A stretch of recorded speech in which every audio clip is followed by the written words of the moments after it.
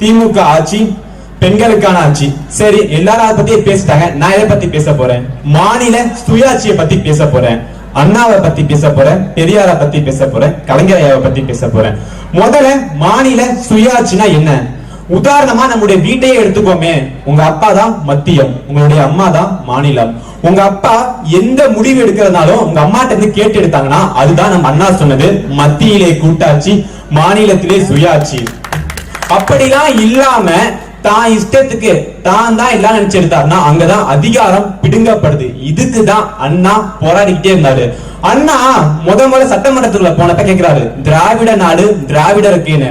அப்ப மத்தவங்க எல்லாம் கேள்வி செய்யறாங்க, சரி திராவிட நாடு திராவிடருக்குன்னா எலிகள் நாடு எலிகளுக்கான்னு. இந்த இடத்துல நீங்களோ நானோ இருந்தா நிச்சயமா தடுமாறி இருப்போம். அண்ணா என்ன தெரியுமா சொன்னாரு? எலிகள் நாடு எலிகளுக்கு இல்லாம பின்ன என்ன புலிகளுக்கா? அங்கதான் இருக்காரு அண்ணா. திருப்பி கேள்வி கேட்கப்படுது, சரி திராவிடம் திராவிடம் எங்க இருக்கு? திருப்பி அண்ணா பதில் சொல்றாரு, திராவிடம் எங்க இருக்கா? உங்களுடைய தேசிய கீதத்துல இருக்குது. இந்தியாவுடைய தேசிய கீதத்துல ரவீந்திரநாத் தாகூர் சொல்லியிருக்காரு, திராவிட உத்கல வங்கா. இதுல தன்னுடைய நாட்டை வங்கத்தின்னு சொல்லிருக்காரு. கேரளா கர்நாடகா இந்த நாட்டுல சேர்ந்து திராவிட நாடுன்னா சொல்லியிருக்காரு. இப்ப சொல்லுங்க, உங்களுடைய தேசிய கீதத்திலே திராவிடம் இருக்கு. இப்படி இருக்கும்போது நீங்க எப்படி கேட்கலாம் திராவிட நாடு எங்க இருக்குன்னு? சரி, அது கூட வேணாம். நம்ம ஊவே சாமிநாதரை திராவிட கலாநிதி தான் சொல்லுமே தவிர மற்றொரு எந்த ஒரு அடைமொழியாலையும் சொல்ல மாட்டோம். அங்க திராவிடம் இருக்கு. சரி, அது கூட வேணாம். உங்களுடைய தலைவர் எப்படி உங்களுடைய தலைவர் ஜவஹர்லால் நேரு தன்னுடைய மகளுக்கு எழுதின கடிதத்துல வடக்கே ஆரிய நாடும் தெற்கே திராவிட நாடு தான் சொல்லியிருக்காரு. உங்ககிட்டயே திராவிடம் இருக்கு. இப்படி இருக்கிறப்ப திராவிடம் எங்க இருக்குன்னு கேக்குறீங்களே. சரி, கவிஞர் வாலி ஐயா ஒரு பாடல ஒரு வரி எழுதியிருப்பாரு, வெங்காய விலையை போலவே உன் மீது குறையாதடி என் காதல்னு. அப்பேற்பட்ட வெங்காயம் ஒரு காலத்துல உயர்வா இருந்துச்சு. அப்ப மத்திய அமைச்சர் நிர்மலா சீதாராமன் கேக்குறாங்க, அம்மா வெங்காயம் விலை ரொம்ப அதிகமா இருக்கு, எங்களால ஒண்ணுமே பண்ண முடியல. அவங்க என்ன சொல்லிருக்கணும்? அதுக்கு நான் நடவடிக்கை எடுக்கிறேன்னு சொல்லிருக்கணும். ஆனா அவங்க அப்படிலாம் சொல்லவே இல்லை. நான் வெங்காயம் சாப்பிடறது இல்ல.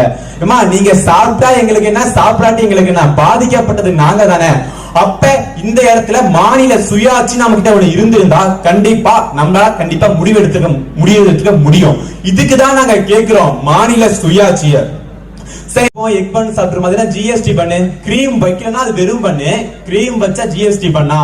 இதுக்குதான் நாங்க கேக்குறோம் மாநிலத்தின் சுயாட்சி, மத்தியில் கூட்டாட்சி. அண்ணா டெல்லிக்கு போறாரு. அங்க போனப்ப இந்திரா காந்தி அம்மையார் அழைச்சிருக்காங்க.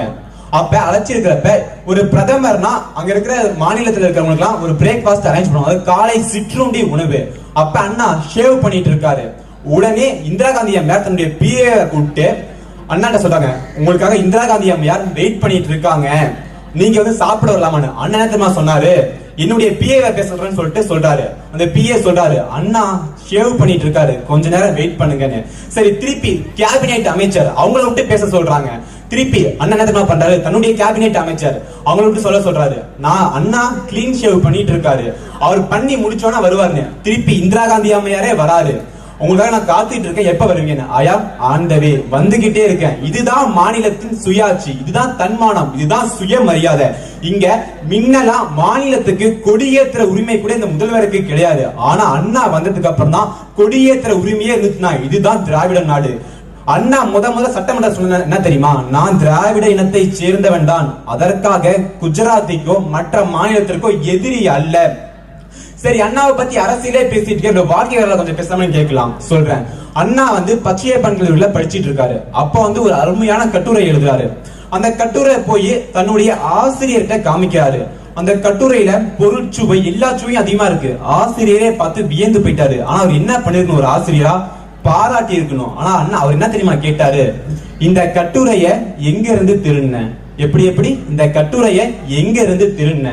இந்த இடத்துல நீங்களோ நானோ இருந்திருந்தா நிச்சயமா தடுமாறி இருப்போம். ஆனா அண்ணன் என்ன தெரியுமா பண்ணாரு, ஒன்னும் பண்ணல.